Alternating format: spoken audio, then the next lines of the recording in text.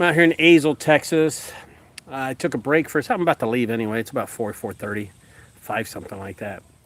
And I was I just got off the phone call with the gentleman out of Fresno. Fresno. Oh, geez, my back. All right.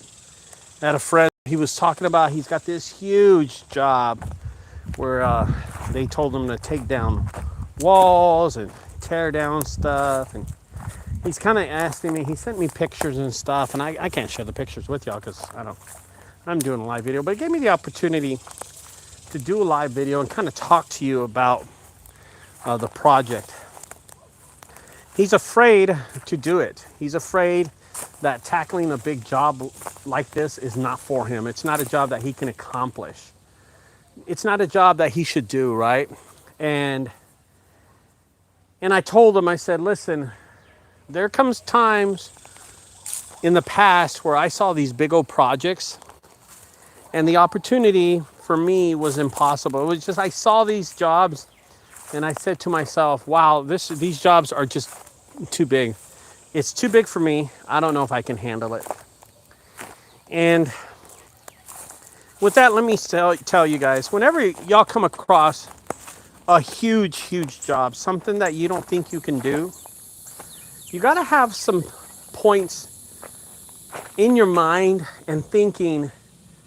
First, you got to think positive. You can't be negative about doing it, but you got to have some kind of realization that you can do a job like this.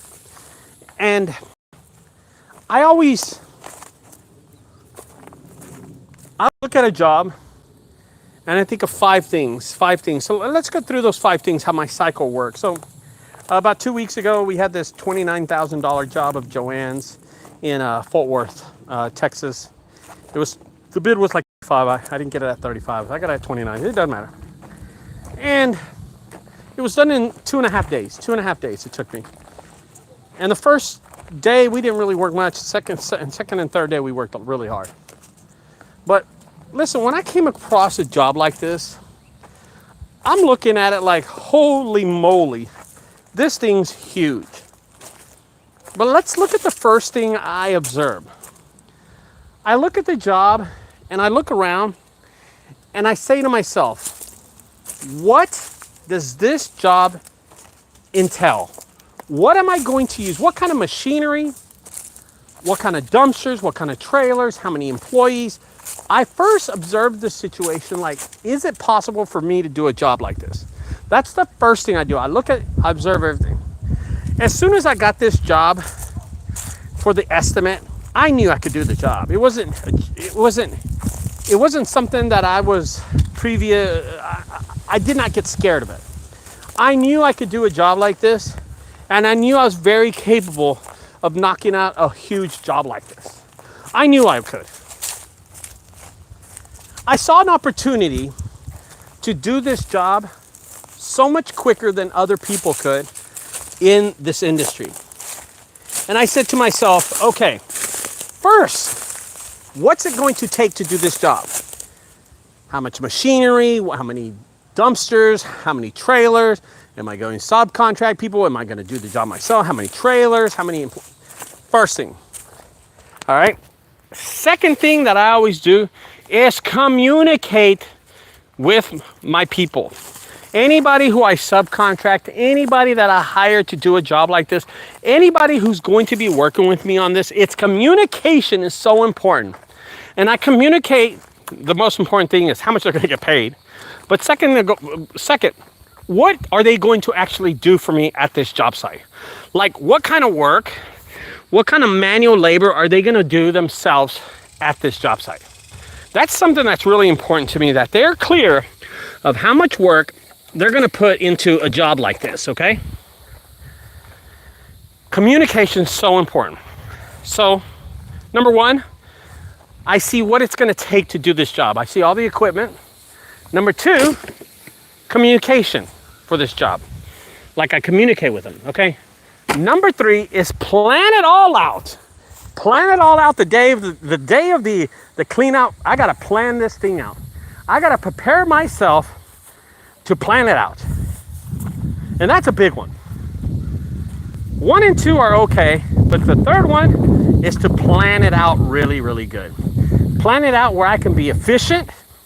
You can be thorough. I can do it quick. I can get in there fast. I can just know every step of the way by planning it out. Okay? That was really important to me. Number 4. Okay?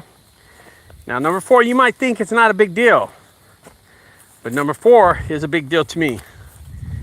And that is, are you ready for this one, guys? Because you're not going to believe, because I'm stalling because I don't know what number 4 is right now. No, I'm kidding. Number 4 is execution, guys. Execution of the job. The big job that we had at Joann's recently, it was a big, big job. And it was done really quick. You know, the first thing that I planned out was to take everything that was going to the haunted house, which was so important to me. Everything had to go to the haunted house, you know. Everything, it was the first thing that was important to me, okay? Is to be sure that I could execute the job. After all that was done, golly, look at all the mud. I just realized that, oh, look at the weeds, have they grown. Wow, they've grown big time. Okay. When I got that big job, the first thing I decided to do was put dumpsters on the property, hire a few people, and subcontract some companies also. So it's really, don't ever be afraid to subcontract people, guys. You know, sharing the money with other companies is okay. I mean, you're not gonna go and pay every bill in the world with one job. It's just not possible. You know? I looked at an opportunity to help out small junk removal companies that were in my area, and that's what I did when I subcontracted that job. So I subcontracted 3 junk removal companies. One to throw everything into the dumpster, another one to haul off a lot of recycle, and then my brother Edward helped out a lot too. As a matter of fact, on the day that the job was completed, I was in Fredericksburg petting elephants. So that's kind of telling you where I was in this whole thing. I was in Fredericksburg petting elephants.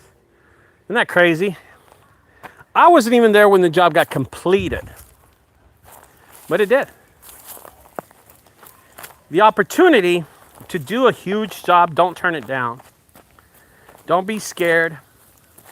Find a way to do it and complete the job. You will be able to do it. So find a way to knock it out and finish it. You will.